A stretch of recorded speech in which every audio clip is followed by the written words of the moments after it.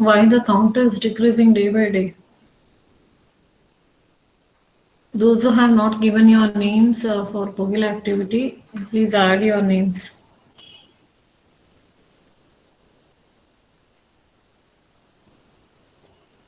Only 16 are there.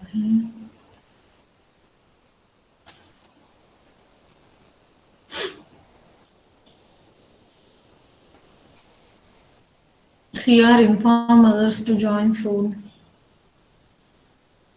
Yes, ma'am.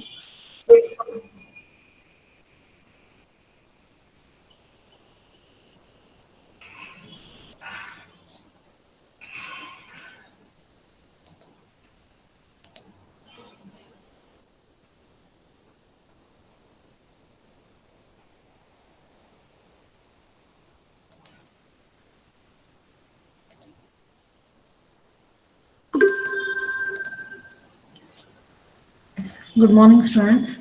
Today we will be discussing about support vector machines.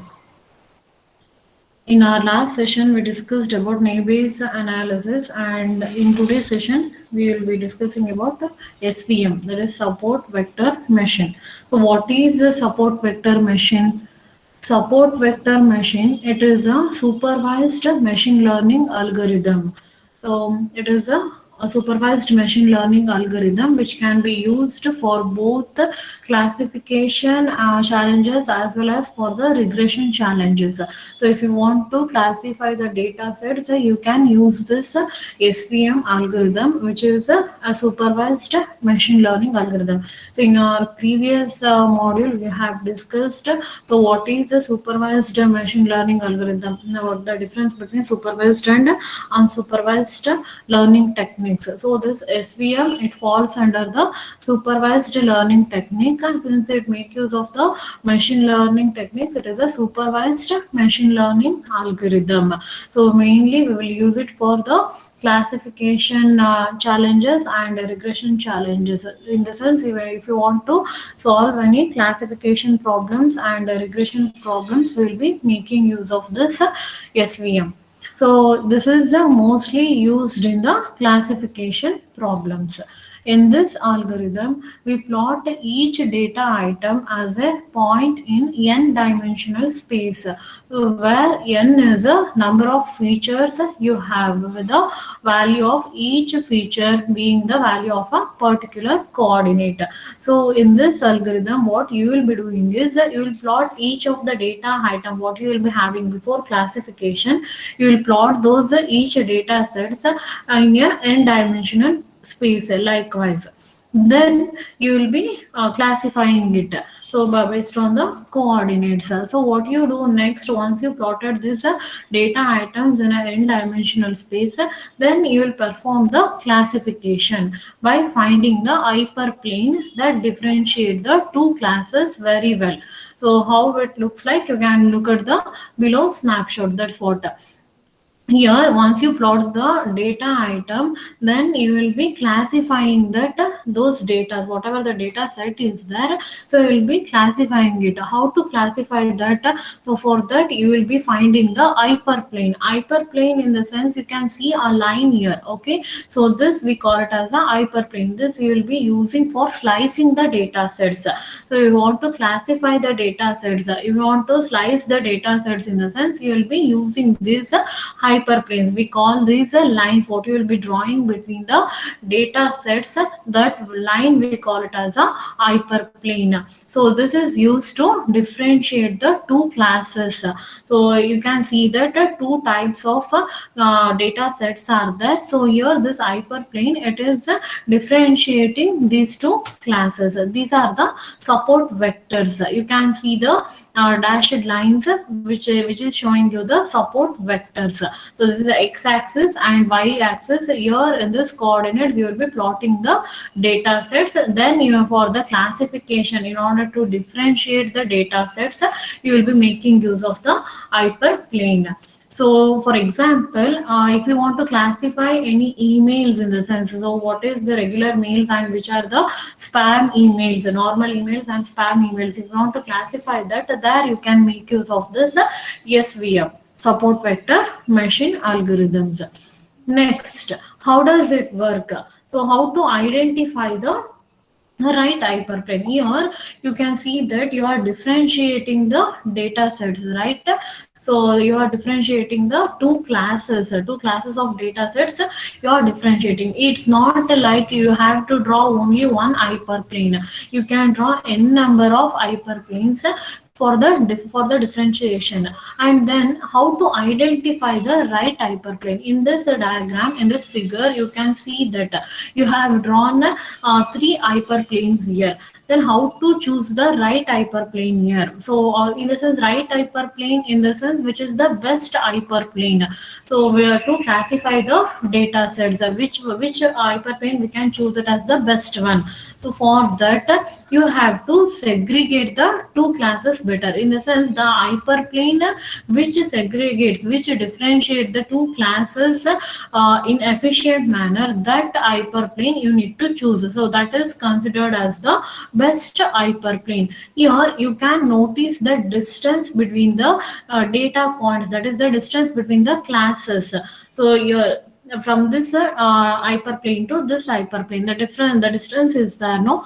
This distance we call it as a margin. We call these a distance as the margin. From this one to this is one margin, this to this one margin. Okay, from this the data, two data sets are there, no? The line which segregates the two data sets, the distance between those two hyperplanes, we call it as a margin. So these things you have to remember. Next, here you can see that three hyperplanes have been drawn. Here, the middle one, that is the C, which is named as C, no? So this hyperplane, we call it as the optimal hyperplane. Optimal hyperplane, this is the nominal, the normal hyperplane. So here A and B are the two hyperplanes you have made to differentiate the two data sets.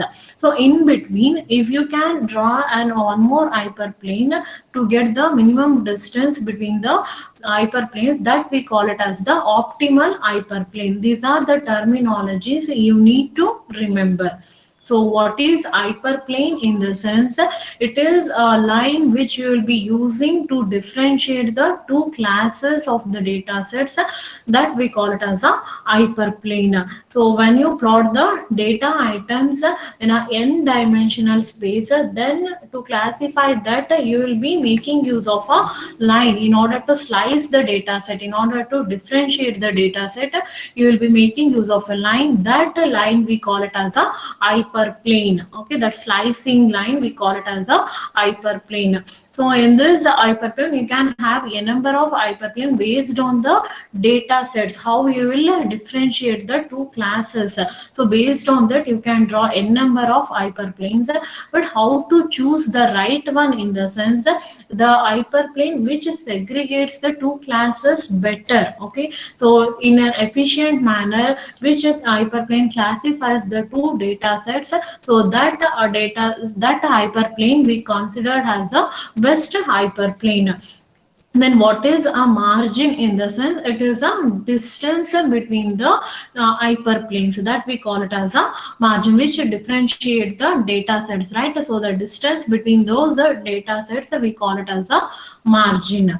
Next, one more thing you have to remember here is what is optimal hyperplane. Optimal hyperplane in the sense, it is nominal or the normal hyperplane which you draw in between the two hyperplanes, that we call it as a optimal hyperplane.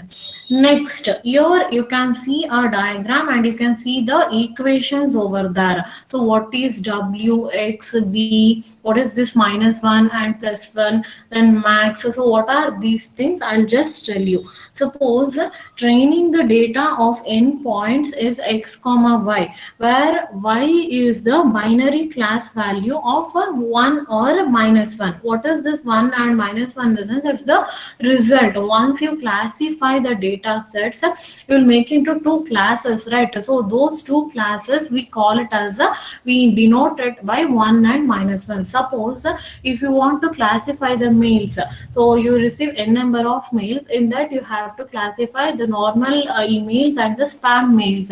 So how to classify that? If you receive whatever the mails you have received, if it is a normal mails, okay, casual mails, if it is not a spam mail in the sense, so that is one. Okay, spam mail, it's if it is not a spam mail, one, the it is denoted as one. If it is a spam mail, it is denoted as minus one. So the two classes, one and minus one, those are the binary class of values which denotes the two classes. And x is nothing but it is a vector of the point I. Okay, so it is a data set which will be representing the which is denoted as a vector of point I. Next, the classifier hyperplane. So here you can see this is the hyperplane. Okay, so these are the hyperplanes. So the classifier hyperplanes, it is the set of points that satisfy the equation. So which equation? So this middle hyperplane is there. Now what we call it as the optimal hyperplane.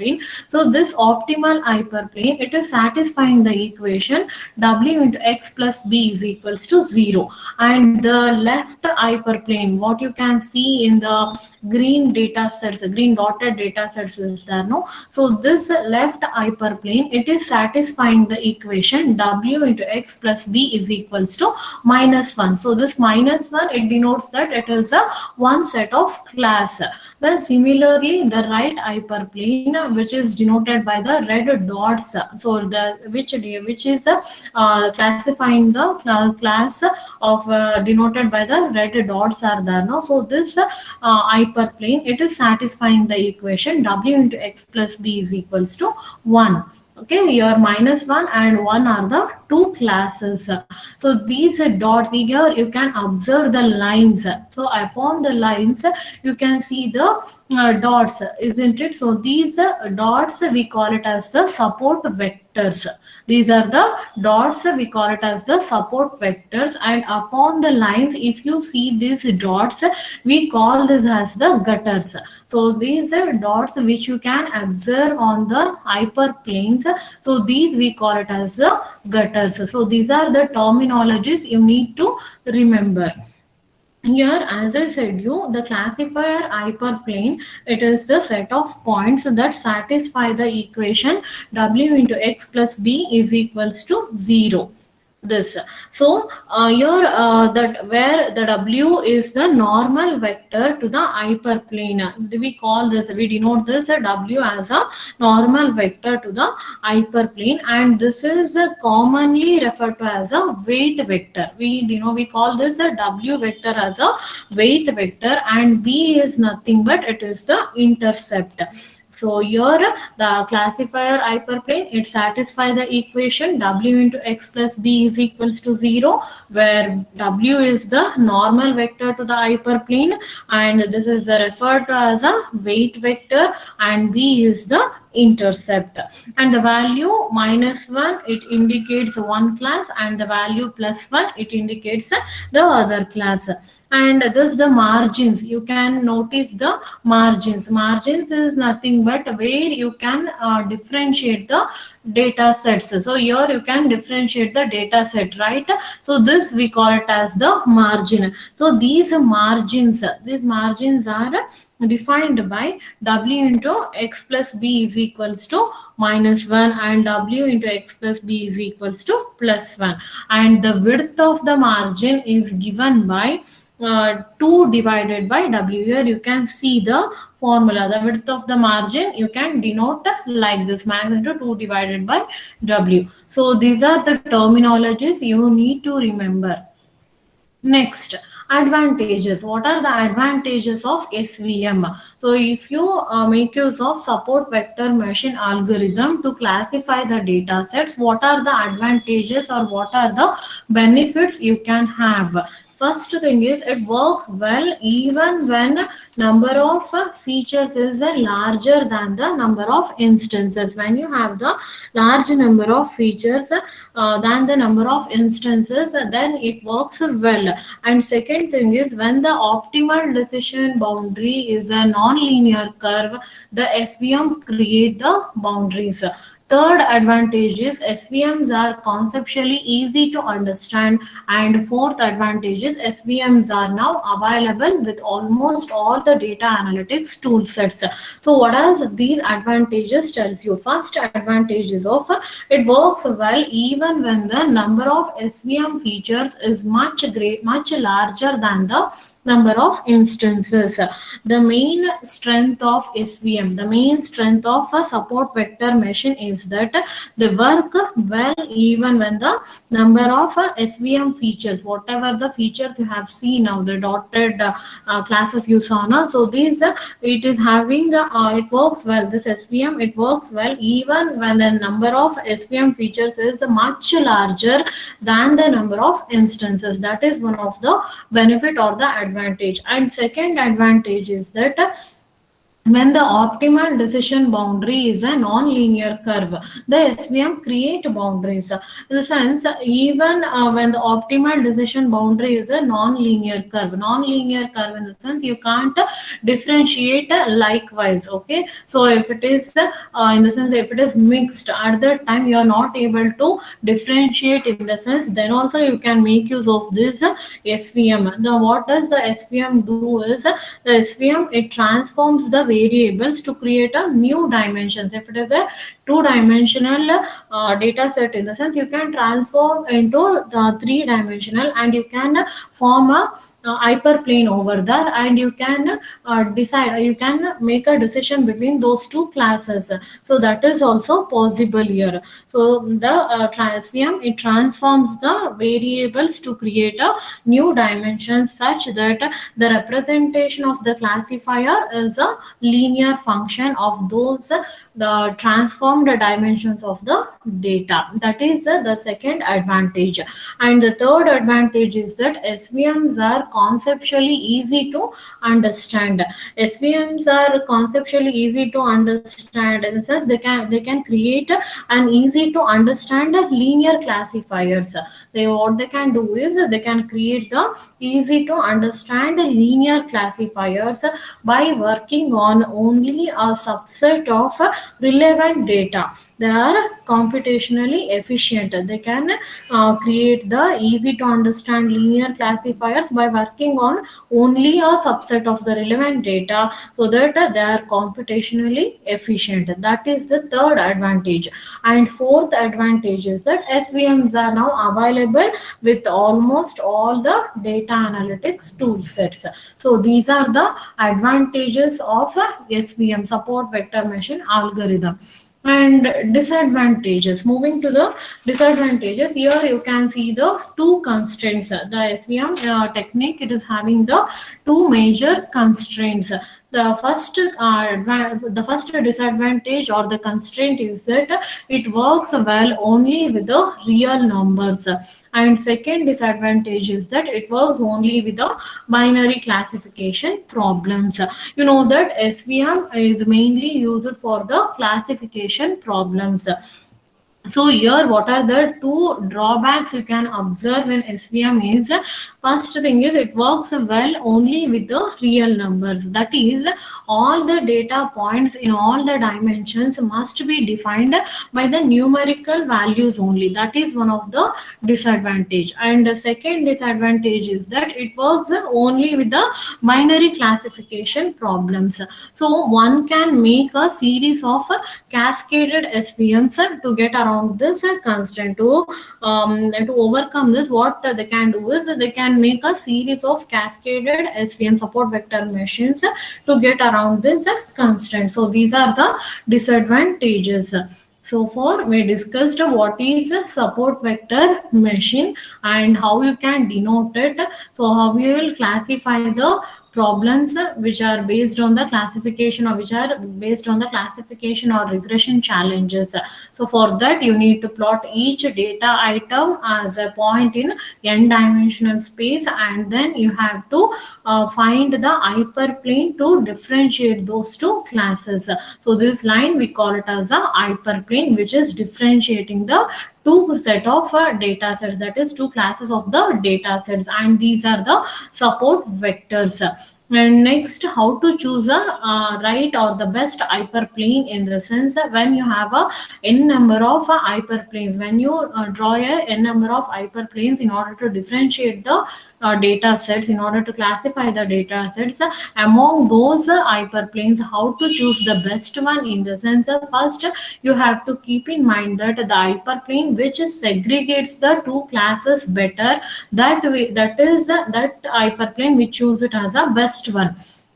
For that you have to analyze the hyperplane, how it is classifying the data sets, and you have to look at the margins.